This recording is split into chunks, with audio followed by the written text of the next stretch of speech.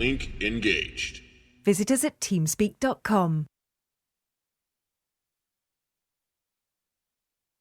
All right, and here we are, game number 1. We are on the map Extinction. I know this just as the beta 4v4 map. Played, I don't know, hundreds of 4v4s here, and one of my favorite 4v4 maps. Is it balanced? Who knows? We're about to find out, and here we have some shoutouts. Have fun, good luck, out of Megalisk, who's been banned several times. For America.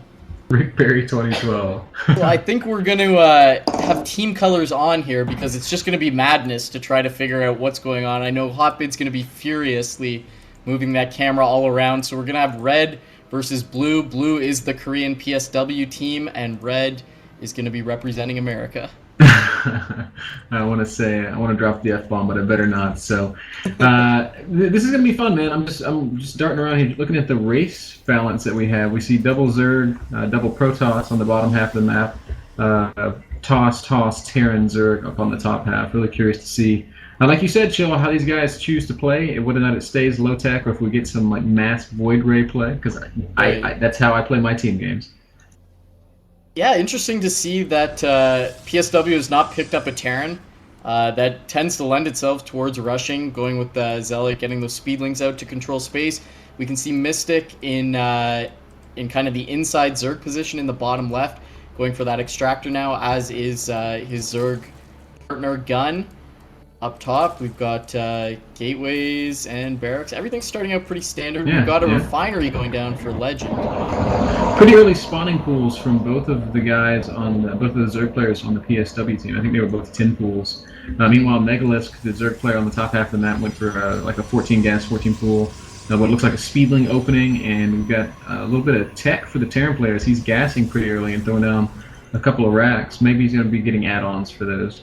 Yeah, that's interesting. We can see the Terran player trying to wall off the backside. Of course, as he's in the back area, he's not going to be the target. Interesting to see that Hasu, the Protoss player on red here on the inside, has not really walled off. He's got that gateway back, kind of walling off his mineral line just a little bit. Now trying to wall that off a little bit with Cybernetics Core. Yeah. We have some Zerglings for blue heading out towards Megalisk now. Yeah, these are PSW, Mystic and Gun. They both have lings out on the map. This is going to be kind of annoying to deal with. Megalisk doesn't have any units out just yet. He's trying to complete a spine crawler, but he's going to lose a couple of drones here. God. Drones just running back and forth, and oh my word, he's taking so much damage. Yeah, you really should have pulled out there more quickly. Now being reinforced by Legends Marines. PSW focus down that spine crawler and take it out, and this is going to be really difficult for Red to deal with as these lings are flooding in. They've now isolated all of the Marines and are flooding into the Terran player's main base. Oh, poor Megalisk, all the way down to just 7 drones, and he's not even able to mine. He lost that spine crawler. He's been slowed down pretty substantially here, but it does look like they're going to stabilize at least for the time being. And I guess we'll see, what kind of follow-ups do we have happening on the other side of the map. I can see a little bit of a few units moving up the top. It's so hard to call this, man. It's like bottom middle lane here. Got a few units pushing up like they want to push up into these into the blue Protoss player. Yeah, we can see Megalisk dropping some of those comments that got him banned several times from Team Liquid, saying this map is AIDS. We can see the blue player is now moving into the Protoss player's main base, going to take out this pylon, which is actually powering the gateways. The second one is coming online, and he's dropping 2 more to complete the wall. More lings flooding into the left side. Oh my gosh, yeah, Megalisk is constantly under pressure here. He's going to have to defend with the Queen drones and his Zerglings. This time he's not going to take as much damage, but every drone he loses at this point is going to be absolutely critical. That one pylon did fall over there in Hasu's base. It looks like he's going to lose a second pylon here. He's actually supply blocked. He can't build anything. I feel like this Korean team is really pouring on the pressure. Yeah, and this is definitely Korean style. Be aggressive all day, every day. We can see lings still flooding in, going to the main base. Megalisk trying to be Korean, but unfortunately it's not going to work out as those Zerglings running in and killing more drones. Meanwhile, the Protoss player on the red side is completely under attack, getting gunned down by these Stalkers. One Stalker taken out as the Stalkers continue to dance back and forth, and that forward pylon going to allow units. And Dark Templar are out? Where are those? What? Who got Where up did to that happen? DTs? Okay, that's from PSW RG down in the very bottom 6 o'clock position. He's got the DTs out on the map. Right now, Legend is the lone hero for this American team, I guess we'll call it.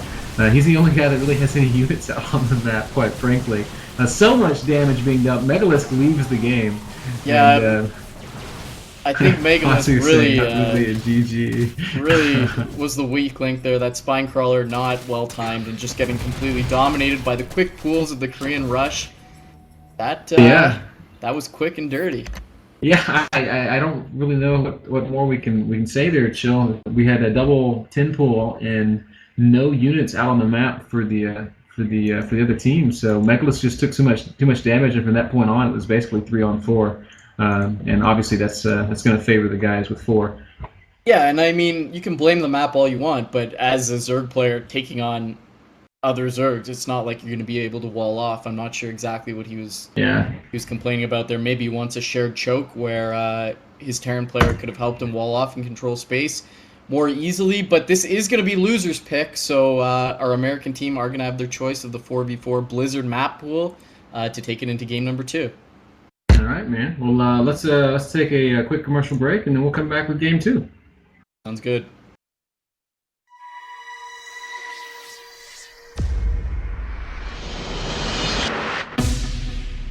Link engaged. Visit us at Teamspeak.com.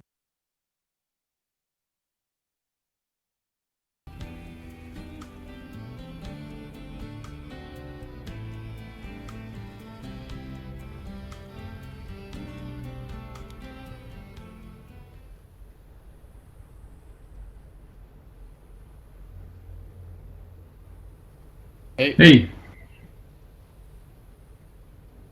Okay, welcome back to game number 2. Unfortunately, I'm not a 4v4 master, so, well, I am in Master League, but I'm not a master, so I don't know what this map is actually called. I remember all the maps by how they work, so in this map, we'll call it Center Control, because we can take a look in the middle. Everyone gets a natural, and then you have to move into the middle and take these 4 gold bases. There are the 2 islands on the corner, so those may come into play, but let's see what happens. Yeah, I would have to call this Green Haze map, because this looks kind of green and hazy. I'm curious to see, I'm looking, where is Megalisk? Curious, he's down in the 6 o'clock position. This is a base that he's not going to be able to wall in, obviously, because he's not sharing it with a teammate.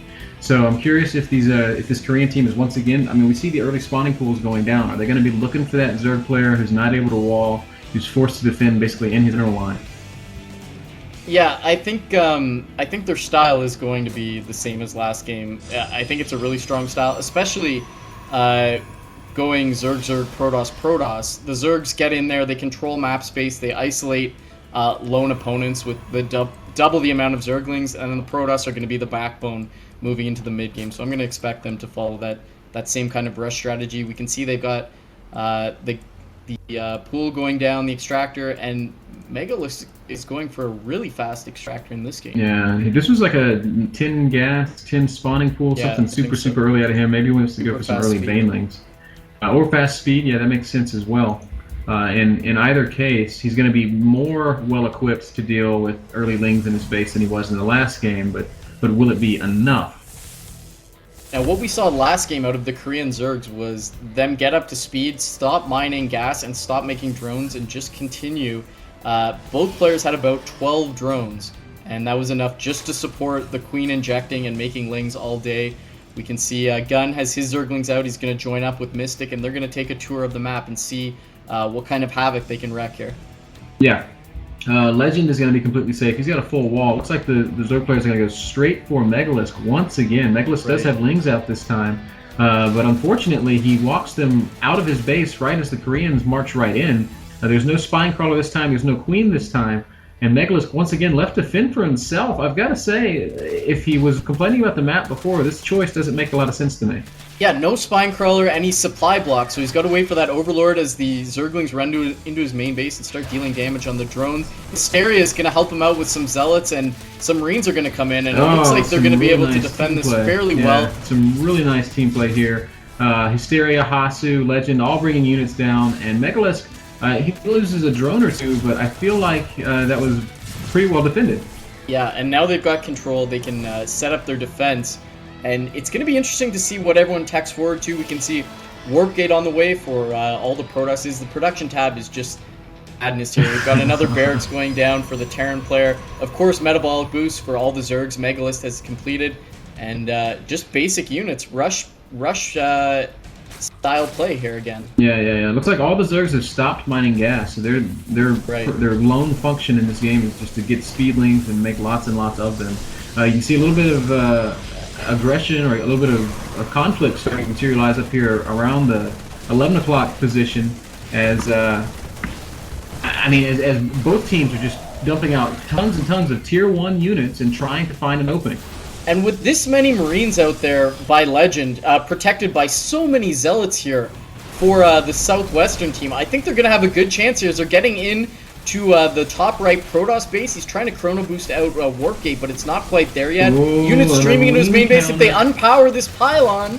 Yeah, they are going to try to unpower that pylon, and yeah, it's absolutely going to fall, but at the same time, a big Zergling counter down here in Hysteria's base, and he's lost a lot of probes. That's down at around the 7 o'clock position of the map. Some lings from, I guess, Megalith coming down to help clean that up, but some good damage being dealt. Of course, all the probes in PSW Cheetah's base, they're all going to go down as well. Marines and Zealots are going to make very short work of that. Some Stalkers and Lings coming up to support, but I don't know if it's enough, Chill, to deal with the Zealot Marine force.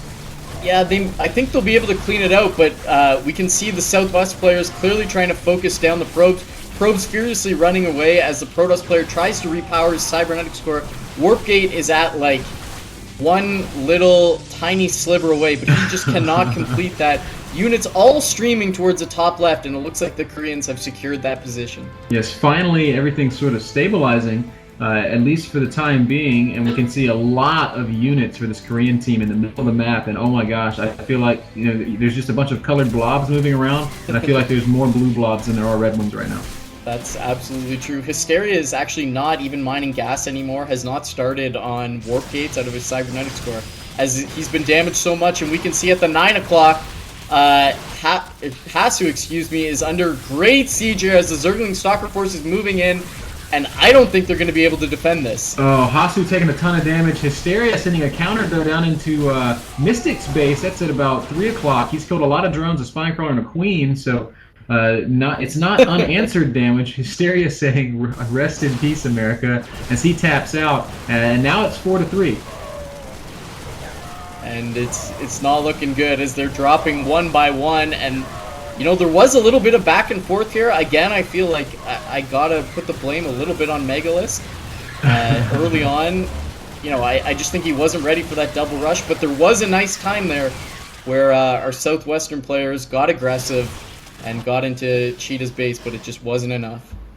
Yeah, it was not enough, and we had some LOLBM there, but the Korean team looking quite strong there, Chill. I think if nothing else, it looks like they have a very defined plan here. Yes. Get the speedlings out, get as much map control as you can, do as much damage as you can initially, and then allow those Protoss players with their powerful gateway units to really make that big beefy army while speedlings continue to run around the map counterattacking everywhere. And it looked like the Americans had a plan as well, because they didn't focus on going up to 4-gate and getting Stalkers out. They actually chronoed out so many Zealots out of the gateways from the Protoss players, and then supported the Marines with just so many Zealots, and that let them hit a nice timing. But the Koreans just resilience, absorbed the attack and bounced back, and just crushed with their higher tech eventually. Yeah, I agree. I will say this: our American team averaging about looks like between 70 and 150 APM. Our Koreans all up around 150, 160 APM. So I don't know, if you use APM as a gauge of skill and prowess in the StarCraft universe, then the Koreans showing that they are, in fact, the most skilled. Okay, so I guess we've got our first team moving in the finals very quickly. It looked like about 15 minutes, I think. Yeah. Those are two of the fastest games I've ever seen.